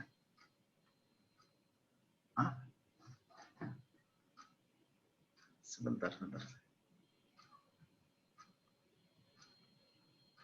Oh, sinyalnya lagi terganggu. Oke, kita ini dulu ya. Kita tahan dulu pertanyaan buat Prof Ben. Dan di sini saya bacakan dulu. Saya bacakan dulu dari atas ya. Ini dari Bapak atau Ibu nih, Bapak atau Ibu Carmila Kono. Bagaimana caranya bisa membangun usaha? Dan bagaimana tipsnya bila menemukan resiko atau kegagalan, apalagi dalam sikon pandemi yang sekarang ini? Oke, silakan. Mungkin siapa nih? Bu Paini dulu, sharing Bu. Silakan Bu. Apa kiatnya untuk mulai bangun usaha? Terima kasih Mbak yang dari Kalteng ya. Kalau untuk saya kiatnya itu sungguh-sungguh dan yakin bahwa kalau usaha pasti siap gagal di antara dua. Kalau nggak berhasil ya gagal. Saya punya salah satu ustadz yang beliau memberikan tausiah, nasihat kepada saya. Apabila kamu gagal, usaha gagal sekali, 2 kali, sampai ke 9 kali, tetap gagal, maka yakinlah yang ke-10 kamu pasti akan berhasil. Itu yang menjadi acuan saya, bahwa dalam perjalanan hidup ini pasti di antara dua. Kalau nggak gagal pasti berhasil. Dan kalau gagal dulu pasti akan mendapatkan keberhasilan di depan sana. Itu yakin. Dan kita harus sungguh-sungguh dan tidak patah menyerah. Apabila kita suatu contoh emang yang namanya gagal itu pasti. Saya usaha berawal dari keliling makanan, Pak. Keliling makanan. Dalam perjalanan 3 jam. Saya dalam 3 jam itu tidak ada laku satupun, Pak. Cuman di dalam hati saya, karena keyakinan saya lebih dari 100% bahwa saya yakin mungkin dalam perjalanan saya tiga jam saya tidak ada satupun pembeli. Saya yakin yang ke-4 jamnya pasti akan datang. Betul. Bu, Pak ini boleh dijelaskan waktu itu Ibu jalan 3 jam itu dalam apa? Berjualan apa, Bu? Berjualan kue, Pak. 2 jualan kue, 3 jam perjalanan. Keliling, Pak. Betul. Saya keliling dari, mungkin kalau orang Bekasi tahu Pangkalan 1 sampai Pangkalan 12, itu perjalanan sekitar hampir 6 kilo, Pak. Berawal saya buka usaha itu saya keliling door to door dari pintu ke pintu. Dan itu perjalanan yang sangat pahit sekali. Saya berjalan sampai 3 jam nggak ada satupun yang jualan, yang membeli. Setelah yang ke-4-nya, setelah 3 jam lebih lah, ada anak kecil menangis dan dia minta makanan produk saya. Dari anak kecil satu itu yang menangis, akhirnya tetangga-tetangga, kan kebetulan saya jualannya di kos-kosan, Pak. Jadi saya melewati perjalanan perumahan perkampungan, kos-kosan. Pada Allah, anak menangis itu di tempat kos-kosan. Dan kos-kosan itu ada sekitar 19 pintu, Pak. Dan 19 pintu itu karena anak satu tadi menangis, dia membeli produk kami. Dan lain-lainnya juga pada membeli semua. Jadi itulah yang membuat saya mendapat keyakinan saya bahwa itu betul. Jadi di balik perjalanan yang pahit itu pasti di depan sana akan menghasilkan hasil yang baik. Dan itu keyakinan yang sangat yang membuat kami berubah. Jadi sesungguhnya tidak ada hal yang susah kalau kita sungguh-sungguh dan kita yakin. Dan itu kenyataan, Pak. Selain itu juga anak-anak kami, mohon maaf, jadi anak kami juga mempunyai disabilitas berbeda-beda. Seperti ada salah satu adik binaan kami yang dia lumpuh total. Dia tidak pernah sekolah sama sekali. Tapi daripada saya, beliau malah justru menjadi guru saya. Dia online pinter. Dia juga, mohon maaf ini jujur saya sampaikan, saya ini didampingin sama adik-adik kami. Karena saya juga membuka, menutup. Laptop aja saya diajarin, Pak. Ini saya sampaikan yang sebenarnya. Makanya sebenarnya saya tuh malu kalau saya harus berhadapan dengan orang-orang yang luar biasa seperti di depan saya ini. Namun dibilang saya harus pede. Dan alhamdulillah adik-adik kami mendampingi di sekitar saya, cuman dia nggak muncul mukanya, Pak. Luar biasa. Ya. Itu kesungguhan dan yakin itu yang membuat keberhasilan itu akan muncul. Semuanya pasti akan bisa. Yang penting sungguh-sungguh. Oke, Bu. Terima kasih untuk ini saran dan kiatnya. Ibu Sadia, ada mau disampaikan, Bu? Silakan untuk pertanyaan dari Pak Carmilo atau Pak Carmila atau Ibu Carmila Kono. Silakan Ibu Sadia. Dibuka dulu, Bu. Masih mute.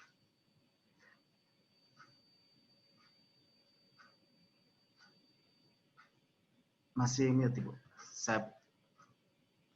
Oke, saya bantu. Tinggal diklik. Ya. Oke. Silakan, Ibu. Ya. Terima kasih, Pak. Jadi gini, mungkin kiatnya untuk membangun suatu usaha dari keyakinan. Keyakinan dan komitmen. Komitmen hati dulu. Jadi kita damai dengan hati kita untuk bisa memulai apa yang mau kita buka, apa yang mau kita mulai usaha itu dengan keyakinan di hati dan komitmen yang tinggi. Kalau menurut saya seperti itu. Jadi apapun yang kita lakukan, kalau kita sudah berkomitmen untuk membangun suatu usaha, insya Allah hasilnya akan ada lah seperti itu. Walaupun itu dijamin dengan kegagalan-kegagalan yang di depan mata sudah tertampang itu. Jadi menambah komitmen kita untuk selalu berusaha. Seperti itu mungkin, Pak. Jadi komitmen hati dulu yang kita bangun sebelum kita memulai usaha itu. Seperti itu mungkin ya, Pak ya. Ya, terima kasih Bu Sadia. Dan saya mau nyapa Pak Hartoto. Pak Hartoto. Halo, Pak. Oke, Pak Hartoto masih belum dengar. Saya lanjut dulu ya mengenai pertanyaan-pertanyaan. Kalau teman-teman ada yang mau bertanya, silakan bisa disampaikan juga. saya lanjutkan dari Ibu Feby ya, dari Ibu Feby. Nah, ini sebenarnya pertanyaannya menarik nih.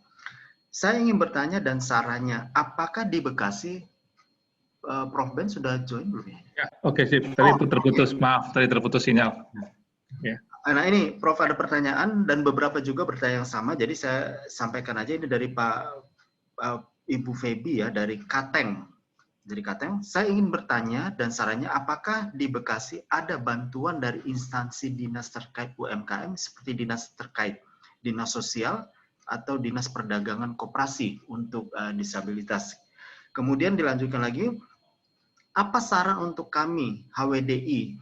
Bu Feby, HWDI ini apa nih singkatannya di Kalteng ya? Untuk bisa menggali informasi dan memulai UMKM. Kemudian kalau di wilayah, nah ini dari Pak Anas, kalau di wilayah Sulawesi Tengah, apakah CSR Aqua juga bisa membantu atau mendorong pembangunan? Nah ini mungkin ke Pak Jaka nih, Pak Jaka di Sulawesi Tengah itu, apakah CSR Aqua ada di sana nih untuk bisa membantu? Kemudian dari Pak Sartono, mohon izin bertanya untuk Pak Jaka, tata cara mengajukan CSR untuk UMKM itu bagaimana, terutama yang untuk disabilitas Pak Jaka? Kemudian dari Pak Yohanes Nur, Aba Bekasi, Pak kalau kami mau jadi, oh itu tadi ya, agent Aqua, silakan nanti japri-japrian Pak Yohanes dengan Pak Jaka. Kemudian dari Bu Dwi Ambarwati, kepada Bu Paine dan Bu Rahma, apakah pegawai Ibu semuanya disabilitas? Dengan kondisi apa mereka, Bu? Nah, Bu Dwi ini bertanya kepada Bu Paine dan Bu Rahma, apakah semua anggota-anggota adalah disabilitas? Dan kalau disabilitasnya, apa saja disabilitasnya? Itu yang mungkin ditanyakan oleh Ibu Dwi. Nah, tadi dari Bu, sebentar saya lihat dulu ya, dari Ibu Feby, HWDI itulah Himpunan Wanita Disabilitas Indonesia. Wah, saya baru tahu nih. Waduh, luar biasa rupanya ya. Sampai se Indonesia pun ada. Bekasi.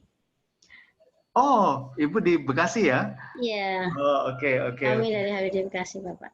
Ya, silakan Prof Ben. Ya, terima kasih Bapak Ibu sekalian atas kehadiran pada webinar malam ini. Tadi ada pertanyaan tadi dari Ibu Dwi ya, dari Kalimantan Tengah ya, kalau nggak salah ya. Dari Kalimantan Bu Feby. Jadi begini, kalau kami di dinas, khususnya di dinas Koperasi dan UMKM itu memang memberikan fasilitas yang cukup banyak kepada UMKM supaya mereka juga bisa bertumbuh. Dari segi pertama dari perizinan kami selalu fasilitasi dengan memberikan pembiayaan terhadap perizinan. Jadi bukan hanya dalam mempercepat pengurusan, tapi juga pembiayaan seperti misalnya PIRT ya bagi mereka yang punya produk makanan, dan juga dari segi NIB-nya. Kami ada 2 dinas yang menjadi pembina terhadap UMKM. Pertama Dinas Perindustrian dan Perdagangan, ini berhubungan dengan IKM, jadi mereka juga kami lakukan beberapa hal yang menjadi kebutuhan-kebutuhan yang kami fasilitasi, baik juga pelatihan-pelatihan seperti digital marketing, pelatihan juga kemarin kami lakukan terhadap mereka, kami berikan juga haki ya, izin-izin yang terhadap hak cipta terhadap mereka paten mereka. Jadi memang di dinas kami itu kebanyakan memberikan di samping pelatihan juga fasilitas terhadap perizinan. Yang ketiga adalah pendanaan. Nah, baru-baru ini kami melakukan bantuan masa pandemik itu sebanyak 15 juta kepada UMKM untuk mereka supaya bisa juga dapat pinjaman lunak dan tanpa bunga untuk dapat supaya mereka berkembang di masa pandemik ini dan bertumbuh.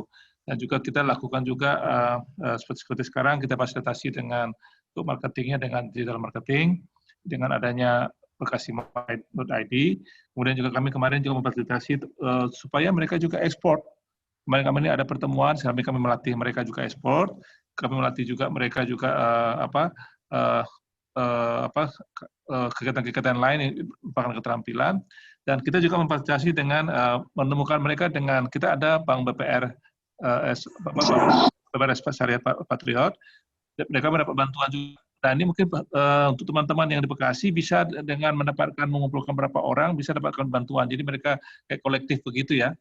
Nah samping itu juga kami juga pendanaan-pendanaan yang kami lakukan juga baik dari bantuan dari pemerintah daerah ataupun dari perbankan. Jadi sebetulnya Kota Bekasi itu sangat concern terhadap UMKM dan teman-teman dari disabilitas kemarin juga kita fasilitasi untuk pinjaman yang dari Kementerian Koperasi. Nah, ini yang mungkin nanti ke depan, ini dengan Ibu Rahma mungkin kita akan berkomunikasi lebih lanjut, baik dari segi kemampuan kapasitas sebagai wirausaha, kemudian pemasarannya, kemudian pengembangan produknya, supaya lebih bersaing nanti ke depan, Bu, ya, sehingga bisa nanti naik kelas pengertian UMKM-nya. Terima kasih.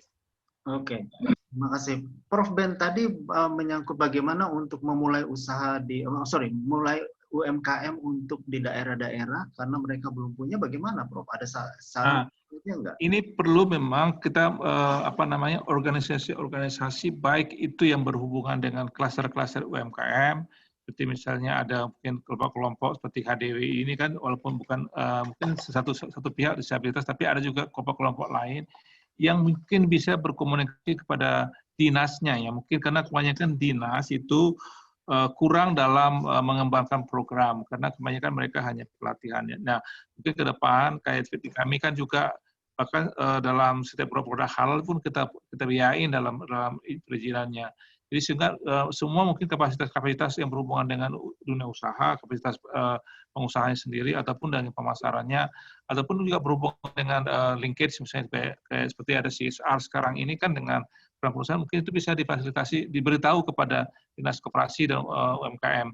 Dan juga yang kedua adalah Dinas Perindustrian itu yang berhubungan dengan IKM. Karena kami melihat banyak memang kurang terkomunikasikan apa kebutuhan-kebutuhannya. Dan di Bekasi memang kita juga melakukan seperti kemarin saya menghubungkan beberapa UMKM dengan beberapa perbankan ya, sehingga mereka bisa mengembangkan beberapa kegiatan-kegiatan mereka baik melalui kredit ataupun non kredit yang bisa jaminan ataupun non jaminan. Jadi itu mungkin yang perlu disampaikan kepada teman-teman yang di daerah-daerah yang komunikasi dan menyampaikan program-programnya. Karena kadang-kadang mereka kan kurang kreatif ya. Karena terbiasa memang kalau dinas itu selalu hanya pelatihan, tapi tidak menindaklanjutin dengan kegiatan yang lebih lanjut gitu. Oke. Ya, kira-kira itu masukan dari saran dan masukan dari Prof Ben. Jadi memang harus juga aktif dari teman-teman disabilitas ini untuk memasukkan program gitu ya. Ya, betul. Karena itu yang kadang-kadang pemerintah kan kadang-kadang hanya mengikuti program yang secara rutin saja gitu ya. Iya, baku. Jadi ya teman-teman disabilitas dari daerah, ayo sekarang kita aktif yuk supaya misalnya masukkan program kepada pemerintah daerahnya masing-masing. Paling sedikit kalaupun belum bisa dianggarkan atau bagaimana, mereka tahu bahwa teman-teman ada dengan program yang bisa diandalkan untuk itu. Kira-kira itu yang saran dari Prof Ben. Ini ada yang bertanya nih Prof. Bisa minta nomor WhatsApp nggak, Prof? Ya, itu private ya, lah bisa, nanti. Bisa, saya akan kasih ya ke Priwan ya. Thank you, Prof. Nah, selanjutnya dengan tadi pertanyaan ada dari untuk Pak Jaka. Silakan Pak Jaka, termasuk titipan pertanyaan saya tuh, Pak. Silakan, Pak. Di unmute dulu, Pak. Di unmute dulu. Oke. Oke, Pak. Pertama tadi dari Sulawesi Selatan, apakah ada CSR Aquanya? Kebetulan kalau di Sulawesi kami adanya di Manado, Pak. Itu ada pabriknya di sana. Oh. Jadi setiap pabrik itu mempunyai program yang sama biasanya. Dan mereka akan melakukan kajian di daerahnya masing-masing. Setelah itu baru menyusun satu program. Program kami di Bekasi belum tentu sama di Manado. Jadi sesuai dengan kondisi di daerahnya masing-masing. Itu yang terjadi. Di Sumatera sama, di Jawa Timur, di Klaten saya juga ada pabrik. Tapi pergerakannya sesuai dengan hasil kajian kami di lapangan. Nanti kebutuhannya seperti apa, lah itulah yang coba kita berdayakan bersama. Kami bukan memberi bantuan, Pak. Kami memfasilitasi saja. Jadi nanti kita bergerak bersama, kita duduk bersama, memecahkan masalah yang ada. Jadi kami nggak membantu Bu Rahma, PPDI enggak, tapi kita duduk bersama dengan Bu Rahma. Putus Pak Jaka. Sinyal. Ya, freeze. Nah ini juga pertanyaan dari Pak Rudi ya, apakah CSR Aqua ada juga di Padang? Nah itu tadi Pak Jaka juga sudah sampaikan kalau di Sulawesi ada di Manado, terus kemudian di beberapa tempat yang lain. Hanya tadi agak terfreeze, jadi kita tunggu lagi. Nah, sementara kita menunggu, kita lanjut dulu ke Ibu Rahma, ya, Ibu Sadia sama Ibu Paini.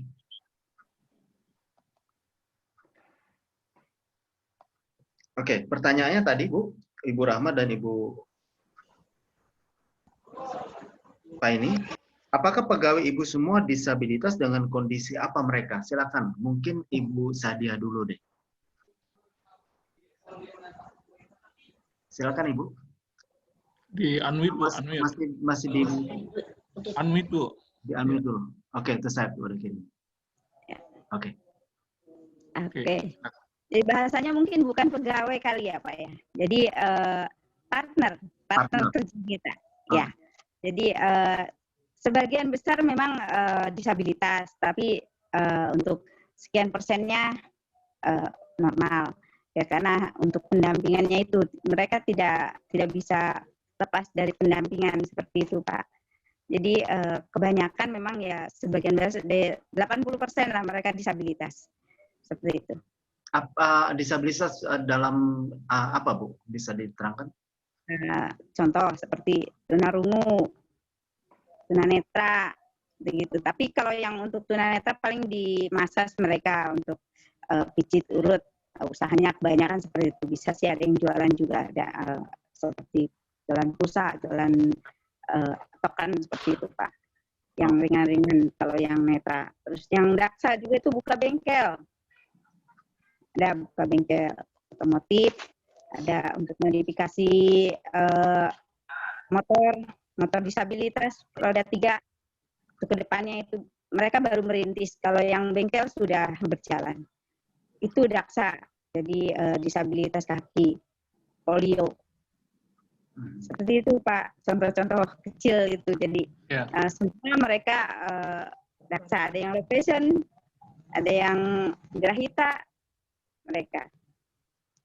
Jadi itu semua kedisabilitasan yang ada di kita. Semua mereka memberdayakan dirinya untuk berkontribusi di kehidupan mereka sehari, minimal mereka untuk mencukupi kehidupan mereka. Seperti itu Pak. Jadi bukan pegawai apa bahasanya, saya bukan bukan bos. Hanya partner. Bu Dwi bukan pegawai Bu, tapi mitra katanya. Oke, kita dengar dari Ibu Paini. Ibu Paini, sebelum dijawab, saya juga mau bertanya. Tadi Ibu bilang ada ekspor ya ke Jepang atau kemana tadi? Apa yang diekspor dan bagaimana? Hong Kong. Oh, Hong Kong ya? Ya gimana Bu Paini? Jadi, ya alhamdulillah produk kami yang saat ini diekspor ke Hong Kong yaitu sambal pecel Pak, sama undi-undi ketawa. Jadi kebetulan ekspornya Bu sebulan? Belum, baru sekali Pak, 150 piece sedikit. Cuman beliau sampaikan akan continue gitu. Jadi memang harapan kami bisa continue-nya Pak. Emang berawal dari sedikit dulu. Jadi 150. Nah, karena emang baru berawal ini, awal bulan ini Pak. Iya, moga-moga beliau di Hong Kong pun kan banyak orang Jawa Pak, banyak orang Indonesia. Jadi beliau sampaikan bahwa ini produk-produk yang dicari gitu. Moga-moga mohon doanya aja bisa continue. Oke, terus itu anggotanya bagaimana Bu? Semuanya disabilitas? Iya, kalau untuk anggota yang kami tampung di dalam rumah ini semua disabilitas Pak. Terdiri dari disabilitas daksa, netra, dan juga tunarungu. Ada juga untuk teman-teman tunanetra emang tidak ada di dalam satu rumah. Yang ada di dalam satu rumah itu yang tunadaksa kebanyakan.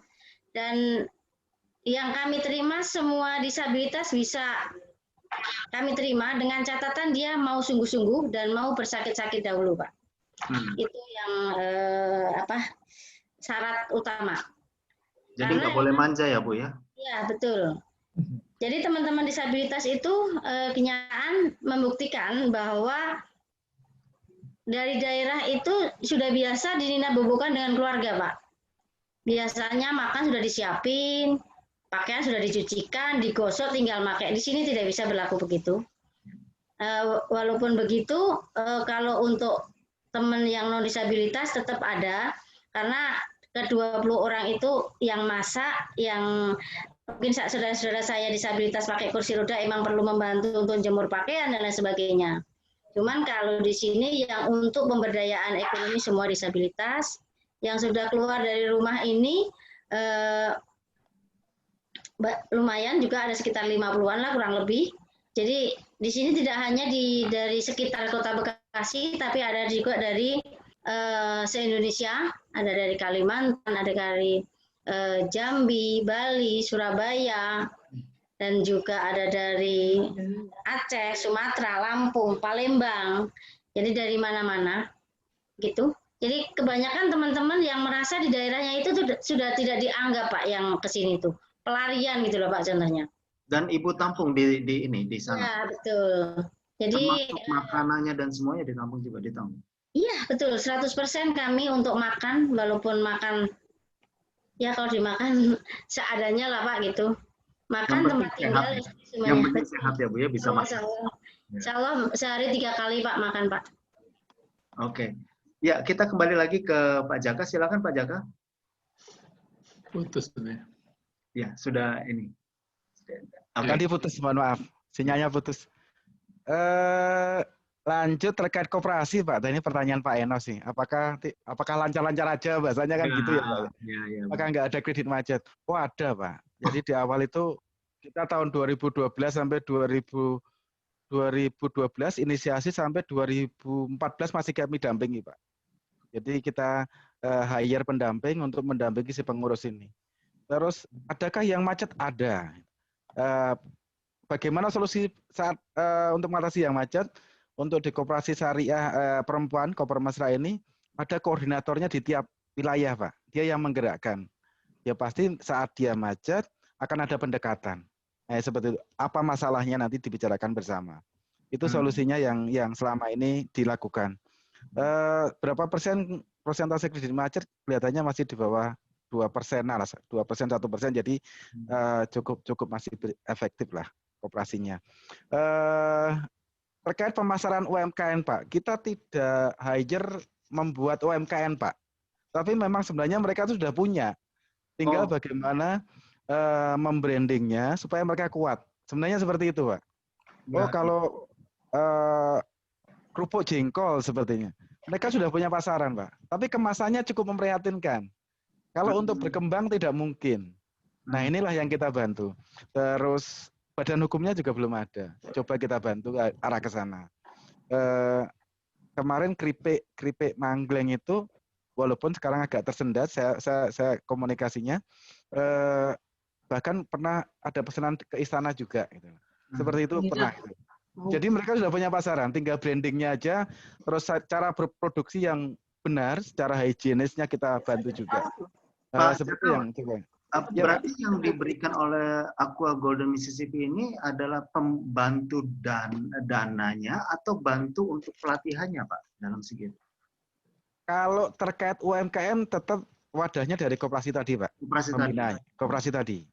Ya. Termasuk permodalan juga dari koperasi berarti? Iya, betul. Permodalan dari koperasi otomatis UMKM tersebut masuk anggota koperasi. Itu linknya ke sana. Terus kalau terkait koperasinya memang awalnya kami juga hibah walaupun tidak seberapa untuk memancing berkembangnya modal tadi. Itu sih Pak. Saya rasa itu masih ada yang kelewat mungkin Pak Enas? Ini ada tadi pertanyaan, nah ini Pak. Dari Pak Miswadi dari Riau. Apakah limbah plastik dari Aqua dapat menarik perusahaan? Maksudnya mungkin begini Pak, artinya mereka kumpulkan limbah plastiknya, terus kemudian apakah limbah plastik itu bisa diterima menjadi uang buat mereka lah kalau kira-kira kayak gitu ya. Kemudian kemudian kalau mereka juga mengolah menjadi produk berharga punya nilai, apakah akan mendapat dari reward dari perusahaan Aqua? Silakan Pak. Terima kasih Pak. Ini sebenarnya di luar konten ya Pak. Tapi coba kita sampaikan. Kebetulan ada hadir Bapak Ibu seluruh Indonesia, kebetulan hadir. Kami mempunyai program namanya Bijak Berplastik Pak. Itu sudah kita hire mulai dari tahun 2018 sebenarnya sudah kita launching dengan Kemenko Maritim pada waktu itu sama KLHK juga kita launching bersama. Target kami bijak berplastik ini adalah ada 3 hal. Yang pertama kita akan mengumpulkan kembali, collecting. Target kami cukup ambisius Pak, tahun 2025 itu semua plastik yang kita keluarkan kita bisa menariknya lebih dari itu. Wah. 2025. Itu target kami Pak. Untuk terkait pengumpulan. Ya? 2025. Nah, kalau dari 2000 sampai dengan 2018 kemarin, 2019, sebenarnya sudah kurang lebih 12.000 ton yang sudah kita kumpulkan kembali. Lewat bank sampah, lewat segala macam itu sudah kita kumpulkan kembali. Nanti dari yang dari kita kumpulkan ini, nanti kita akan hubungkan dengan pengelola menjadi barang-barang yang lebih berguna. Terakhir kita kerjasama dengan fashion, botol aqua jadi jaket, itu ada Pak. Wow. Seperti itu. Itu Pak. Jadi kita punya kurang lebih sekarang ada 6 pengumpulan sampah kemasan air mineral ini. Ada di Tangerang, ada di Pulau Seribu, ada di Bali ada, Jawa Timur ada, di Lombok juga ada. Itu. Dan nanti bisa linknya ke sana. Di sana akan diterima, dipilah lagi, digiling halus, jadi biji plastik lagi, nanti jadi barang-barang lain yang lebih berguna. Dan target kami 2025 ambisius, kita apa yang kita keluarkan, kita bisa menarik lebih dari apa yang kita keluarkan. Itu target pertama. Yang kedua, kita juga di bijak berplastik kita edukasi, Pak. Edukasi bagaimana kita menggunakan plastik itu dengan bijak. Hidup kita tidak bisa hilang dari plastik. Yang kita pakai hari ini semua sudah plastik, Pak. Baju kita juga dari plastik. Tapi kita bijak gitu. Setelah kita tidak memakainya, bagaimana limbahnya ini dikelola dengan bijaksana. Itu yang coba kita edukasi. Target kami ya ke anak-anak, ke masyarakat, komunitas, kurang lebih ada sekitar 25 juta lebih di tahun 2025. Ini sudah bergerak juga. Yang terakhir target kami bijak berplastik adalah inovasi, Pak. Mungkin Bapak Ibu sudah melihat launching di Aqua yang botolnya 100% pakai kemasan daur ulang semua. Itu sudah ada. Yang kemasannya 1000 mili itu sudah semua dari bahan daur ulang, Pak. Kalau Bapak Ibu punya galon itu kurang lebih komposisinya sudah 30-40% dari bahan recycle. Jadi galon kami kita belah lagi, nanti kita campur lagi dengan biji plastik. Itu coba kita inovasi. Kita akan meningkatkan komposisi ini sehingga harapannya bisa lebih ramah lingkungan lagi. Itu terkait bijak berplastik, Pak. Jadi mangga ini satu kesempatan besar sebenarnya. Untuk Kota Bekasi kita hire BSIP, Pak Beni. Kita sudah hire BSIP. Iya, betul, Pak. Bank Sampah. Iya, Bank Sampah Induk Patriot Kota Bekasi ini. Iya. Nanti kalau teman-teman mungkin PPDI, HWDI mau ada program sampah bisa gabung ke sana, Pak. Kebetulan BSIP ini per bulan sudah store ke RBU kami di Tangerang, Recycling Business Unit, pengumpulan plastik itu kurang lebih 5 ton per bulan. Wow. Tahun 2020 ini coba kita tingkatkan. Kita coba edukasi ke anggota BSIP lagi supaya intensif. Harapan kami bisa 7 ton, 8 ton per bulan. Nyetorin ke RBU kami di Tangerang. Harapan kami ke sana. Ya terkadang mereka apa bedanya sih storin ke yang punya Aqua dengan yang lain-lain? Kalau Bapak Ibu store yang ke punya kami, mereka akan tahu larinya ke mana. Diolah jadi apa akan tahu. Itu yang jelas nilai lebihnya ada. Ya ini kesempatan cukup luas sih. Bisa nanti komunitas, teman-teman PPDI, teman HWDI atau komunitas lain di luar daerah bergabung ya mangga sih Kak, silakan. Nah, ini informasi bagus dari Pak Jaka nih buat teman-teman disabilitas di luar kota juga supaya memanfaatkan ini sebagai salah satu sarana kayak misalnya tadi Pak Miswadi bertanya, berarti ini peluang ya Pak Miswadi ya buat di Riau supaya bisa digarap itu di sana di Riau juga.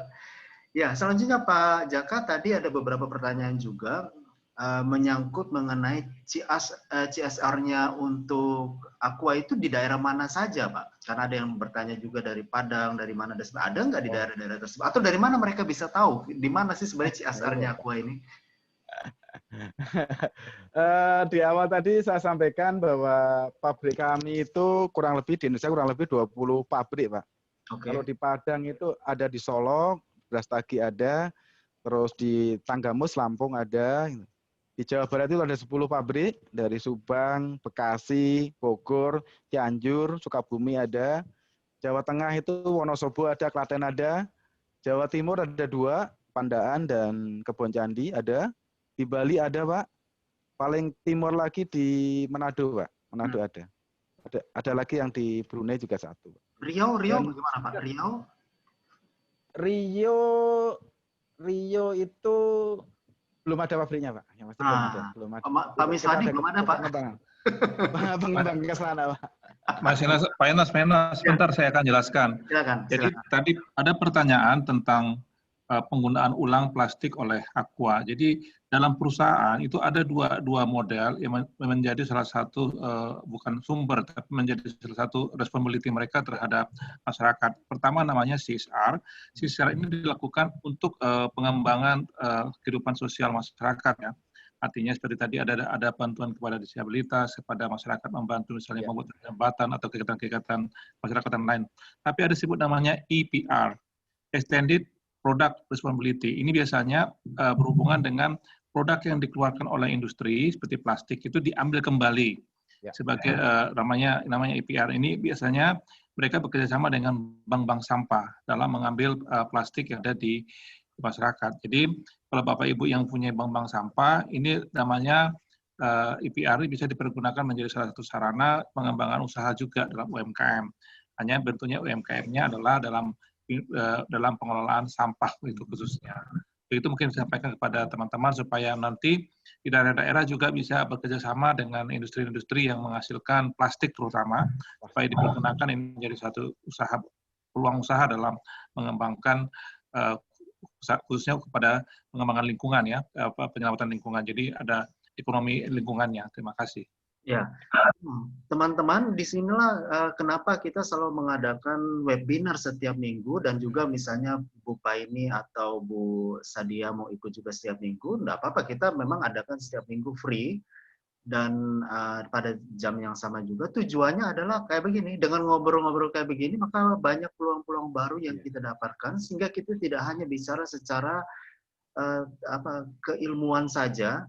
Banyak sudah webinar bicara mengenai bagaimana how to-nya, bagaimana ilmunya, tapi tidak berbicara lebih membumi. Nah, webinar kita setiap minggu itu lebih membumi, ngobrol-ngobrol begini. Nah, kita akhirnya dari paparan Pak Jaka, kemudian dari tanya jawab kita melihat rupanya ada peluang bank sampah, ada peluang juga untuk yang lain-lainnya, bisa ketemu dengan teman-teman yang lain.